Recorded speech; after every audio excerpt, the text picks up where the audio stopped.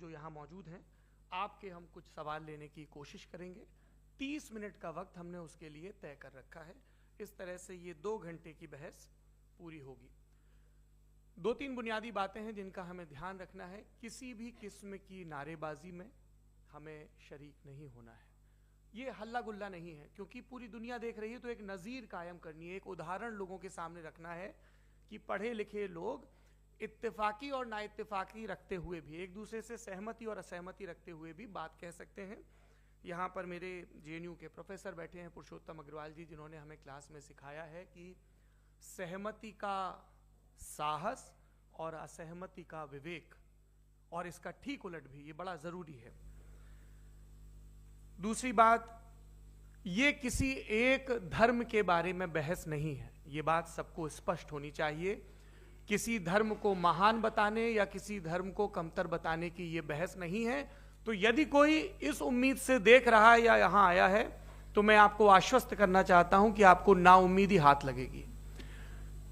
इस बहस में बहुत ज्यादा धार्मिक प्रतीकों के इस्तेमाल को लेकर भी ये दोनों लोग जो अभी आपको गंभीर दिख रहे हैं, भले लोग हैं, कल शाम को चाय पर मिले थे, बहुत हंसी मजाक भी इनके बीच हुआ था, और गलबैयां डालते हुए एक तस्वीर भी हुई थी। ये इस बात का प्रमाण है कि इंटरनेट पर जो हल्ला मचा हुआ है उसके मुकाबले ये दोनों लोग बहुत ही अच्छे शांत ढंग से बहस के लिए राजी हो गए हैं। ट्विटर की बातें ट्विटर तक सीमित, एलन मस्क आजकल उसको एक्स कहते हैं। और अब इस बहस की शुरुआत मैं इन विद्वानों का, हालांकि इनको परिचय की जरूरत नहीं, पर हो सकता है, हमें पत्रकारिता में सिखाया जाता है कि नेवर अज्यूम, विज्ञान भी यही कहता है। मुफ्ती शमाइल नदवी साहब इस्लामिक विद्वान, शिक्षाविद हैं, कोलकाता के वाहियान फाउंडेशन के संस्थापक हैं, लखनऊ की प्रतिष्ठित दारुल उलूम नदवतुल उलमा से ग्रेजुएशन किया है, सोशल मीडिया और सार्वजनिक मंचों पर अध्यापन और बौद्धिक कामों में सक्रिय हैं, और इस समय इंटरनेशनल इस्लामिक यूनिवर्सिटी मलेशिया से PhD कर रहे हैं। अच्छी बात यह है कि पढ़ाई के साथ साथ ट्रैवल ब्लॉग भी बनाते हैं। पेट्रोनस टावर के सामने का ब्लॉग हमने देखा। हमारे साथ जावेद अख्तर साहब हैं। जावेद अख्तर साहब कवि हैं, शायर हैं, गद्य भी लिखते हैं, फिल्मों के लिए संवाद लिखे हैं, गीत लिखे हैं। इससे इतर ये वैज्ञानिक सोच को लेकर या अपने डिक्लेयर्ड एथिज्म को लेकर भी मुखर रहते हैं और अपने तहीं रैशनैलिटी की बात करते हैं। देवियों और सज्जनों, डज गॉड एग्जिस्ट? इस सवाल का जवाब सब अपने अपने तहीं खोजने की कोशिश कर रहे हैं। कोई इसको गॉड डैम पार्टिकल की खोज बताता है, कोई गॉड पार्टिकल की खोज बताता है, कोई हिग्स बोसान की खोज बताता है, कोई ये सवाल जवाब तलाशने की कोशिश करता है कि मास एग्जिस्टेंस में आखिर आया कैसे, हुआ क्या था, सृष्टि के पहले, समय के पहले क्या था, और कोई ये कहता है कि ये सारी खोजें जिस मस्तिष्क में हो रही हैं प्रकृति के क्रम में, वो कैसे विकसित हुआ। मैं उम्मीद करता हूं कि हम आज इन बुनियादी सवालों के कुछ जवाब हासिल करने में कामयाब हों।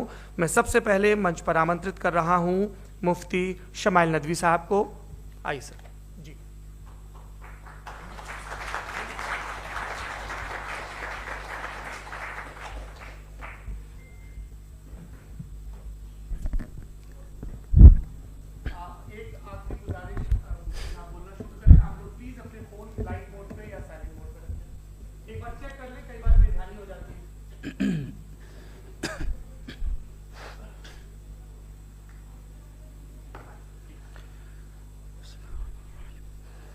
तमाम तारीफ़ें उस क्रिएटर के लिए जिसने इस यूनिवर्स को एक मकसद के तहत पैदा किया है।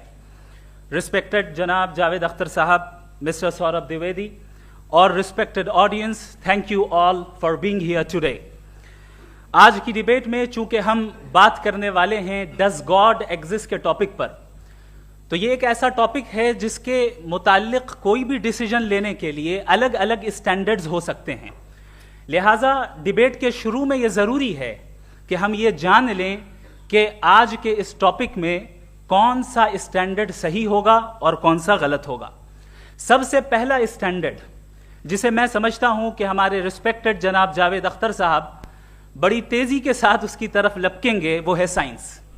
जबकि साइंस दर हकीकत खुदा के एग्जिस्टेंस को डायरेक्टली साबित करने या उसके एग्जिस्टेंस को डिनाई